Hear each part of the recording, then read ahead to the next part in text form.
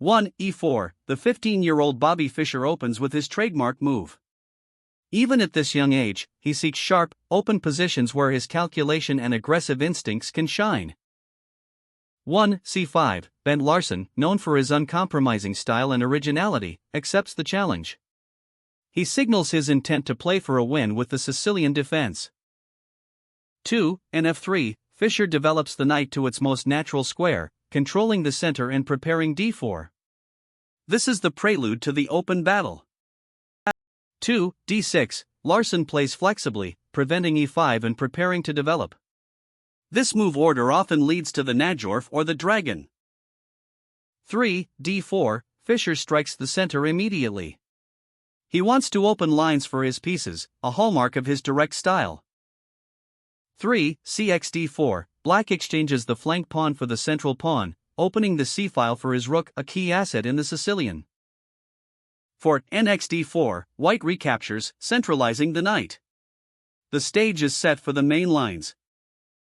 4. nf6, Larsen develops his knight, attacking e4 and forcing White to make a decision regarding its defense. 5. nc3, Fischer defends the pawn and develops. Standard, strong play. 5. g6, the dragon variation. Larsen breathes fire. He intends to fianchetto his bishop to g7, creating a powerful diagonal battery. This leads to some of the sharpest tactical battles in chess history. 6. b3, the Yugoslav attack begins. Fischer reinforces the center and prepares to castle queenside. The plan is simple but brutal: checkmate the black king down the h-file. 6. bg7, the dragon bishop takes its post. It exerts tremendous pressure on the long diagonal, influencing the center and queenside. 7. f3, a vital prophylactic move. It supports e4, prevents ing4 harassing the bishop, and prepares the g4 pawn push. 7. Larsen castles into the storm.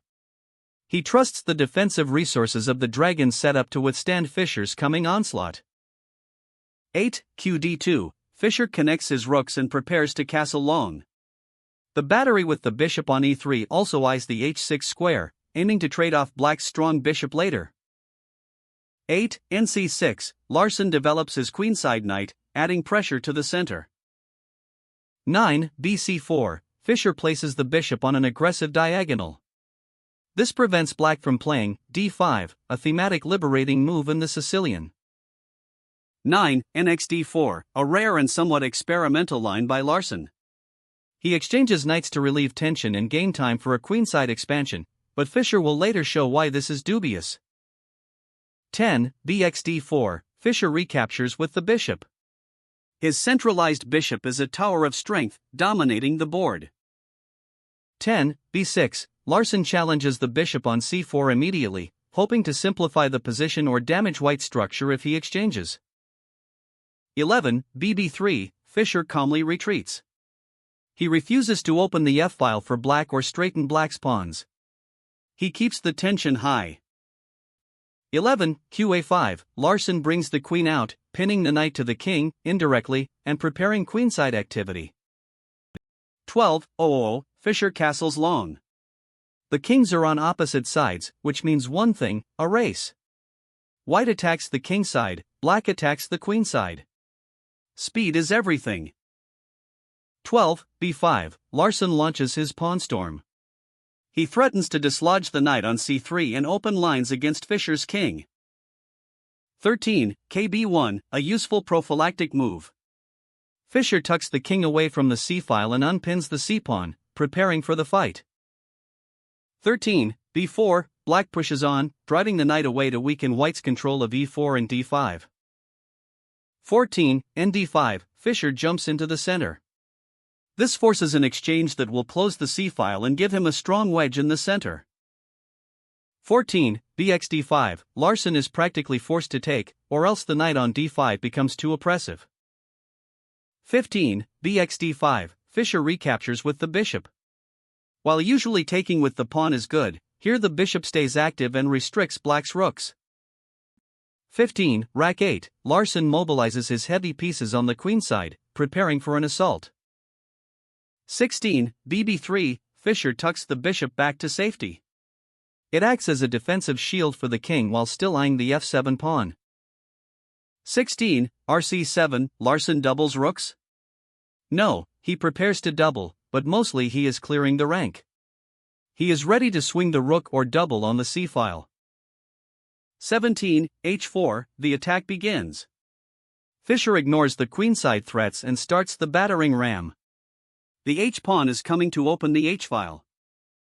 17. qb5, Larsen prepares f5 and f4, trying to trap Fischer's bishop and storm the king. 18. h5, Fischer sacrifices the pawn without hesitation. Lines must be opened at all costs. Pry open the h-file, sacrifice, mate. 18. rfc8, Larsen ignores the pawn for a moment, bringing the other rook to the fight. 19. hxg6, Fischer opens the file. The structure around the black king begins to crack. 19. hxg6, recapturing is forced. Now the h-file is an open highway for Fischer's rooks. 20. g4, a key move.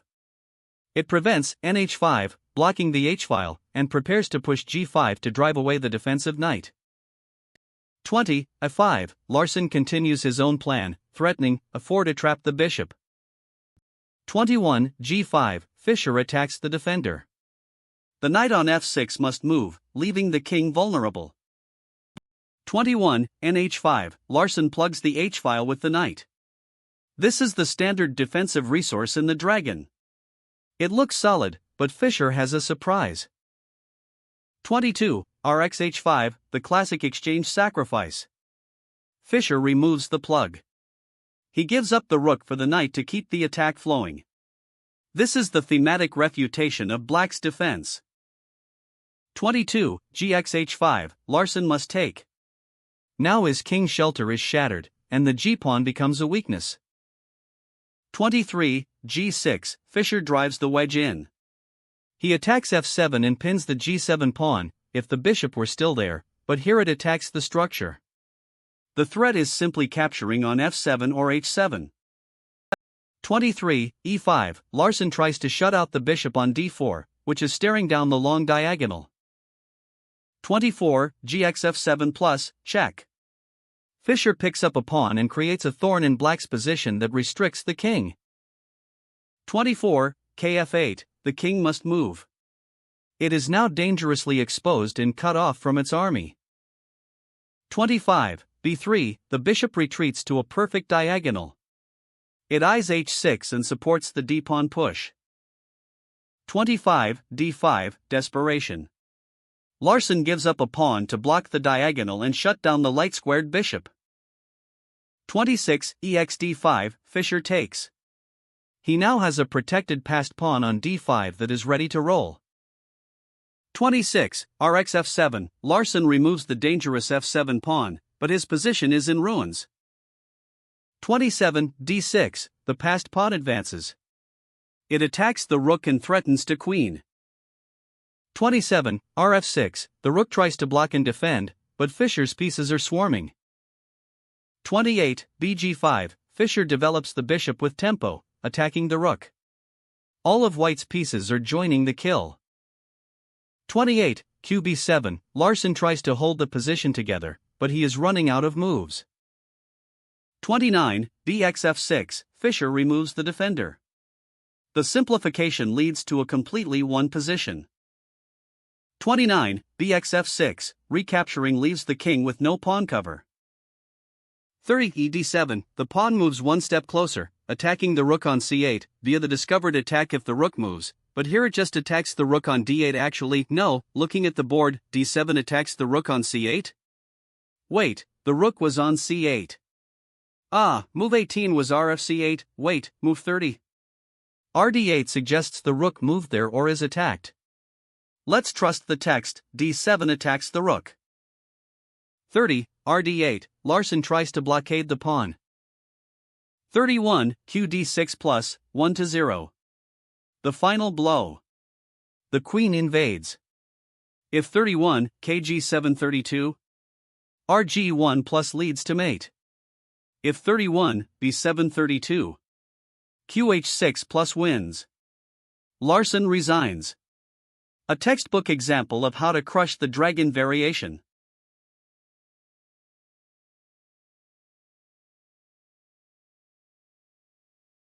1-0 Black resigns.